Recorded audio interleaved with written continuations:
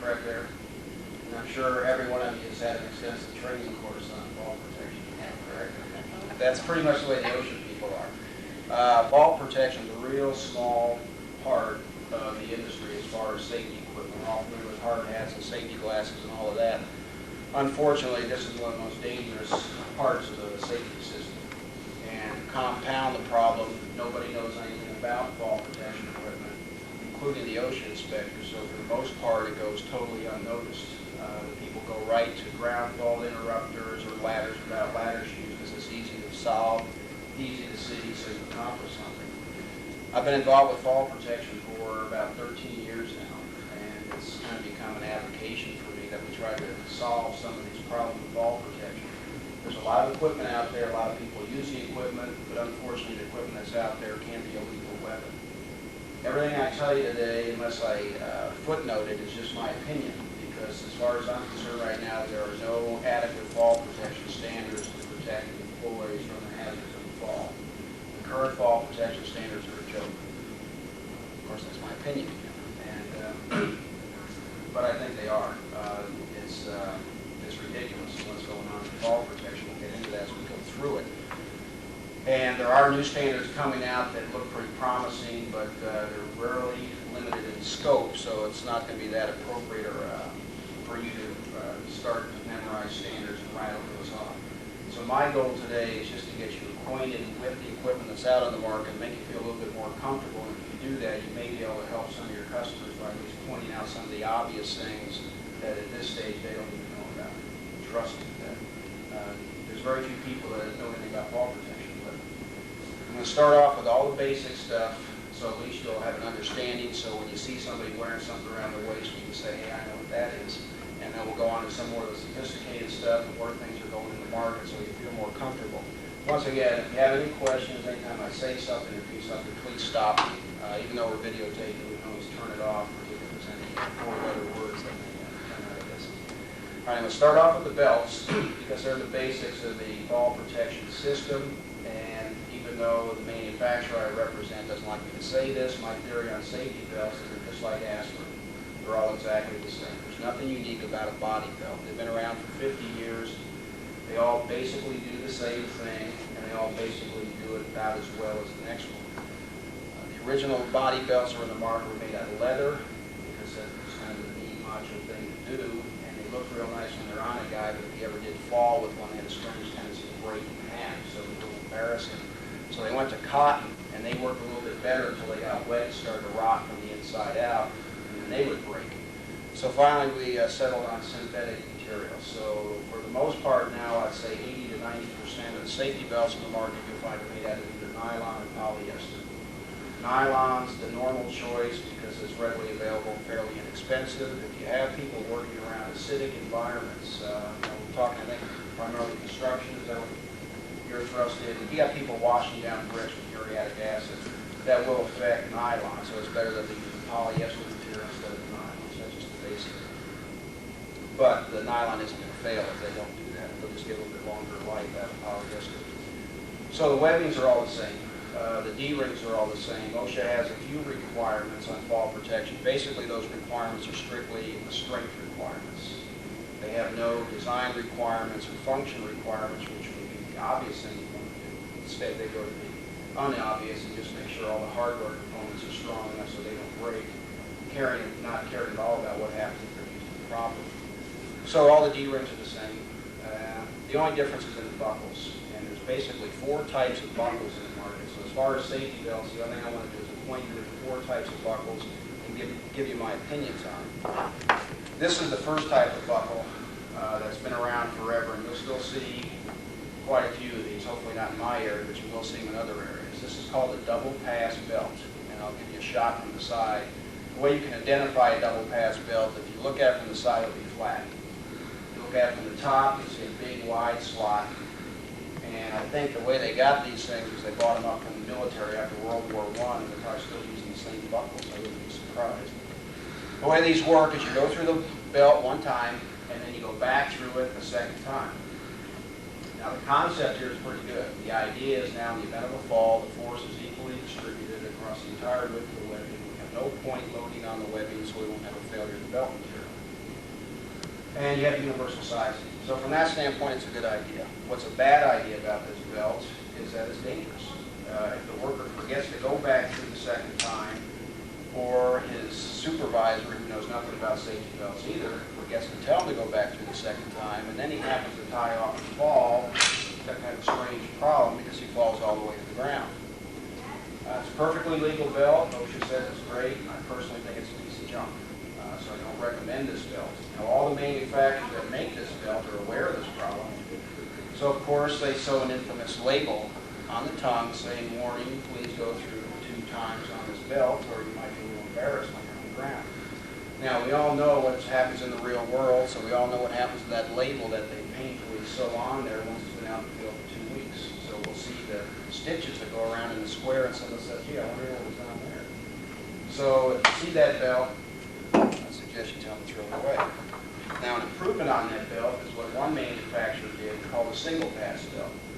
And they just put a bend in the buckle. So it really didn't take a rocket scientist to say, hey, gee, I wonder if you bend the buckle, it'll work better. So they bent the buckle, they controlled the size of the slots, and they eliminated the need to go back through 2 times. So now you go through the buckle once, and you're on. So that's called a single pass belt.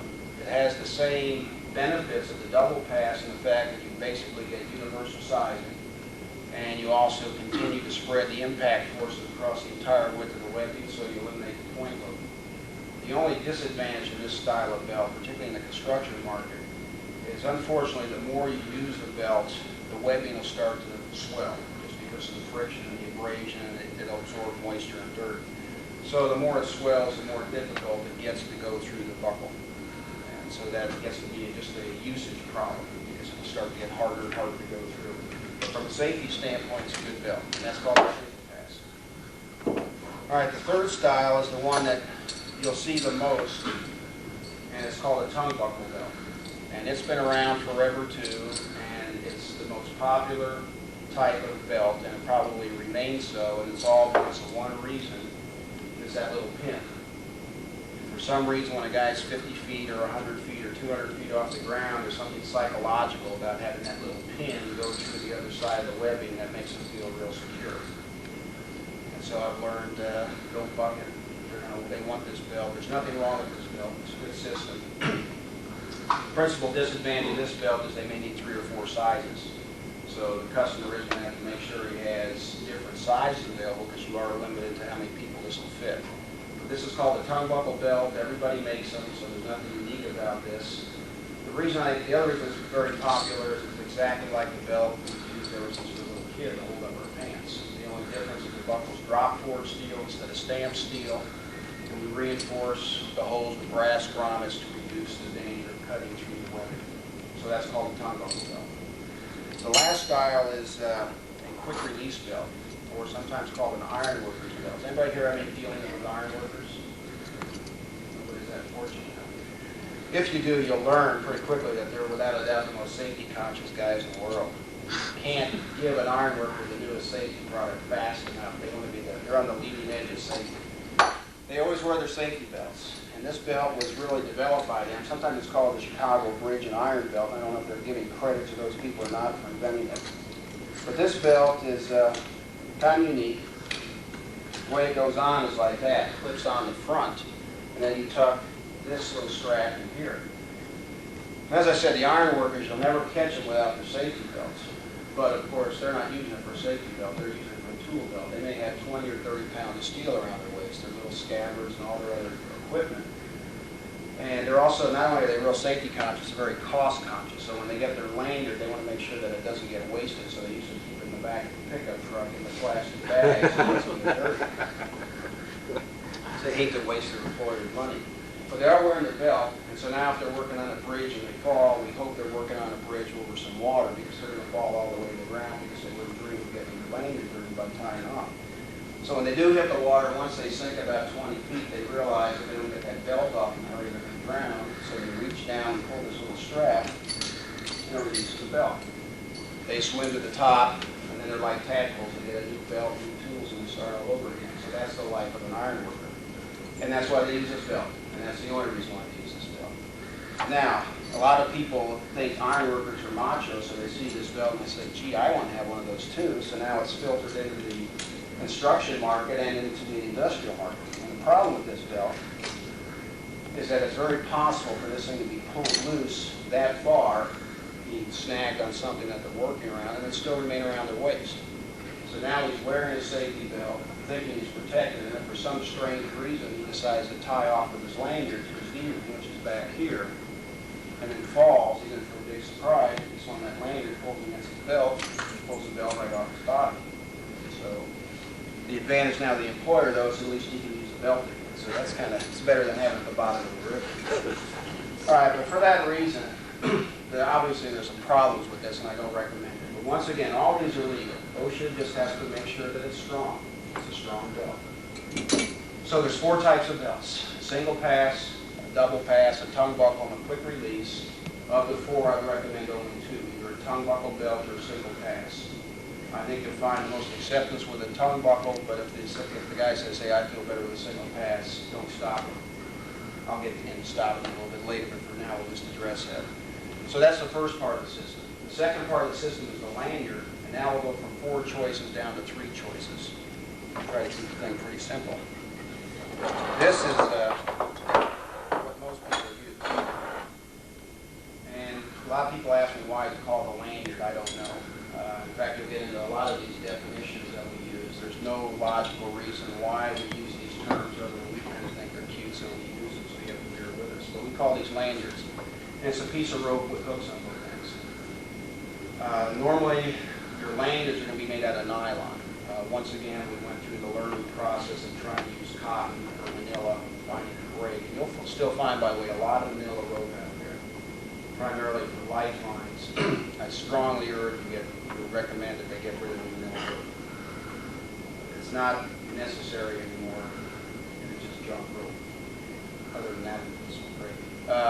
Nylon rope is what most people use. They use a nylon rope. It's normally a 3-strand rope. So when you go out there, you'll normally see it looking like this. This is also called safety rope because usually it's used for lanyards. It's just 3 strands of nylon rope.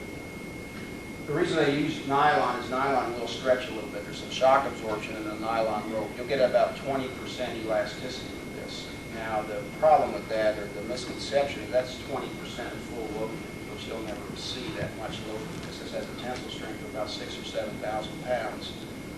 So we hope we don't get to that point where we're applying that much force on this rope. But this has been what most people have used. A couple problems with a rope lanyard, a couple things you need to be aware of with a rope lanyard. The first thing you should never do with a rope lanyard, and of course then that means it's the first thing they'll do with their rope lanyard, is tie a knot in it. So you'll walk around to a job site and you'll see guys with their lanyards knotted like this. Now they do that so they don't trip over when they're walking around, which is fine, but when they do tie off to a structure, it's critical that they take the knot out of the rope. A knot in the rope will reduce the strength by over 50%. Now when it's brand new, that's not that big of a deal because we have a tensile strength here anywhere from 6,000 to 10,000 pounds, so it's pretty strong. But once it's been subjected to dirt, moisture, dust, abrasion, etc., it's going to weaken. And that can make a difference with things supporting the guy who fell or having a break in half. So that's rule number 1. And what ties in with that is how they tie off with their lanyard. You'll see all sorts of methods once you start looking for it.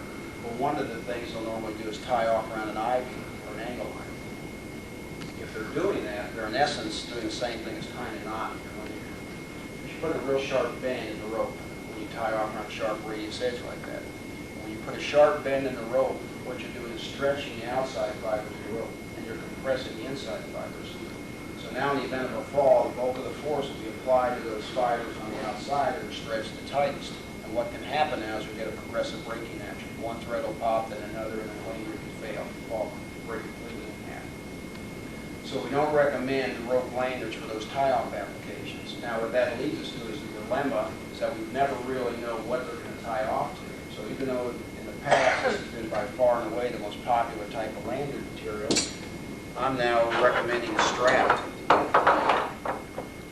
which looks like this. Very similar to swing whip. The reason I like it better is twofold. One, it can take that sharp bend with very little loss of strength. It's made out of the same materials, once again nylon fiber, but because of the way it's built or constructed, it it doesn't have that problem with the sharp end. The other advantage of the strap is it doesn't have the rope fibers that stick out that can snag and tear very easily. It's a smoother surface, so it'll slide over rough edges much better than the rope and withstand the abrasion much better than the rope. The reason in the past I didn't like to recommend strap is because of its design. It won't stretch as much as the rope. So impact forces on the body will be higher with the strap lanyard over a rope lanyard. But we now have ways to compensate for that, which I'll discuss in a few minutes. So that's a strap lanyard. You're out in the field, you may see some people using this. And this is steel cable. And this is my personal opinion again, but I think this is a lethal weapon. We'll discuss this a little bit further when we get into the concept of shock absorption. My philosophy on steel cable is that should be used for one application and one only, and that's positioning work, and I'm going to demonstrate that to you in a few minutes. It should never be used for fall protection. As you can imagine, there's very little stretch in steel cable, and the forces applied to the human body when subjected to a free fall with steel cable are almost immeasurable. So this should never be used for fall protection unless it's equipped with a shock absorbing device, which once again I'll cover in a few minutes. So that's steel cable. So that's the last part of the lanyard family that really shouldn't be in there. Okay, the last part of the system is the snap hook, and this is real basic. Have people seen snap hooks out in the field yet? Has anybody noticed? This is what you'll find most of the time. This is called a single locking snap hook. Now, getting back to our definitions, you're going to say, gee, Mark, why do you call it a single locking snap hook? And I'll say, gee, I have no idea. Because there's no lock on this hook. You've got a forged body, a stamped steel gate with a spring, and then you've got a little ribbon. That's it. We call it a single locking snap hook because it sounds like a pretty neat name. So that's what we call it.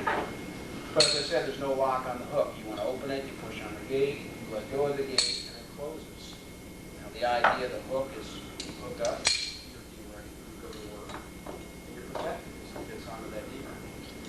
Well, the problem is when you're tying off up in the air 30 or 40 feet, you have no earthly idea what they're tying off to. And there may be cases where they're doing some maintenance work, and because they have to go to the same location all the time, they may have told the welding shop, hey, weld some rings up there so when Joe goes up to do his maintenance, hook up to that ring and go to work. Now he's safely hooked up, ties this to his belt, and he's secure, he does his work. And maybe he does that for 3 or 4 years, and the one time he falls, something real strange happens. That's called rollout. And unfortunately, OSHA is just starting to think that maybe it does happen. Unfortunately, it happens quite a bit. We contact a lot of lawyers that are wealthy now to prove that case. But what happens is you get a little accidental pressure against the gate of the snap hook, and you can actually watch that thing open up all by itself. Not much to it. There's only one way you can roll out. We can control that and address it, but unfortunately, there's a lot of ways you can roll out. That's just one of them. The most common method you'll see people tying off, now that you'll start to look for it, they'll take their lanyard and wrap around a pipe or a pole, snap back on the lanyard. Everybody's been doing this for years, and once again, it looks pretty safe. So they do that, they work 3 or 4 times, and then they fall one time. The rope is resting on top of the gate, they fall against it, opens up and they're gone. So that's called rollout. And now I need an assistant. I'd like to be trained on what it's done properly. Let's say you have a guy or a company that does a lot of work on top of rail cars. They have to go up there and unload them or load them or monitor them or whatever. The guy has to walk that rail car all the time. It's a real hazard, particularly in slick environments where that dust gets on the rail car and they slide off. What they can do is rig a cable up horizontally, say 3 or 4 feet above the top of the rail car. This would then allow the guy to snap onto that cable and then go back and forth and do his work. It's a nice system, but the problem here is that when the guy falls, there's a good chance he'll fall twice. When he falls the first time, he'll slide to the center of the cable, and then he'll take all the slack out of the cable. And now what we've done is transform this guy into a little human slingshot. So he gets to the end of the line, built up all that force. He's going to spring back up, wrap around that cable, and when he comes back down the second time, we put pressure on that gate and open it up. Thanks, man. You did it real well. You didn't even get to either. All right, now that's called rollout, and that's 3 ways you can do it. Another problem is that we give them their 6-foot lanyard, their tie-off point is 8 feet away, rather than getting a a new lanyard, they just connect two of them together. That looks pretty good. But when they fall, we get that pressure put against the gate. Now we end up with two short lanyards again. So that's called rollout. In fact, I'll cover this with you. You won't see, well, you might see it. Get into hardware definitions. This is called a D-ring. Weight out of the harness, so that's not a problem. The big problem is how do you put them on? And let's face it, nobody likes to look like an idiot. If you don't know how to put a harness on and you walk into the warehouse and you see that pile of straps, your first inclination is going to be, give me a waist belt. I don't think I'll fall into that. But with the harness, if you always remember, regardless of the manufacturer, pick it up by the D-ring, that's half the battle. So if you pick a harness up by the D-ring, you're all ready to go. Then the hardest part, just kind of swing it over your shoulder like that. Then you'll reach down and automatically grab the waist belt. Put that on. This is actually backwards. I don't know if you get that right. You put the waist belt on. Now it's just a process of getting rid of all the straps. So you get the waist belt on first, then you go for the thigh straps. You put those on. Normally, harnesses have aircraft hardware now. It takes a lot of the weight off. So if you've been parachute jumping last week, you probably recognize it. Go through the back part, and then through the front. And then do the same thing on the other side. Let the buckle hang down, go through the back part, and then through the front. All right, this is the best form of fall protection, regardless of what type of lanyard we use. In fact, if I had to choose, I'd probably jump with a harness and steel cable before I jump with a waist belt and best shock absorber known to man. Because force now will be applied to parts of the body designed to take an impact load. The chest, the shoulders, the back, the thighs, and the butt. Thigh muscles are some of the strongest muscles in your body. When you were a kid, you always like to get in a fight with people. I doubt it. You sat there and said, boy, if I hit him in that left thigh, I know I'm not going to. If you did, you lost every fight you ever had. So this is where we want the force to go. On the thighs, on the shoulders, on the back. Very little force goes on the waist. In fact, I can lift myself up with this harness and literally take the waist strap off and there's no impact. Fortuitous one. The other important thing is the D-ring. I said earlier the D-ring should be located in the center of the back on the fall protection system, and I still stand by that. But notice the important difference with the harness. Instead of being low, hopefully it's up here. Now in the center of the back position. The advantage to that is when I fall, I'll fall feet first. Another little hazard about a safety belt that people don't think about is when you wear your belt and you tie off properly, only one part of your body stops at 6 feet. And that's your waist. What happens to your head? If you're 6 feet tall, when you get to the end of the line, jackknife forward, your head now goes at a faster rate of speed than it's going before you fell, or even while you were falling. And what does Murphy's Law tell you? If there's a piece of rebar 8 feet down, what's your head going to get? Because the guy that's wearing the belt decided to go 6 feet down because he was a 6-foot liner. And of course they gave him a hard hat to wear, but what happens to his hard hat when his head is jackknifed forward? They can probably reuse the hard hat. So that's another reason not to wear waist belt. Now, people put these on or they see me wearing them. The majority of the people in the audience will say, I'm not putting those around my legs, no way. And there's a natural reason why they're reluctant to do that.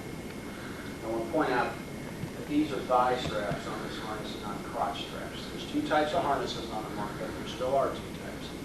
One with crotch straps, one with thigh straps. When there's thigh straps, if you look from the side, you normally have extra webbing coming down here.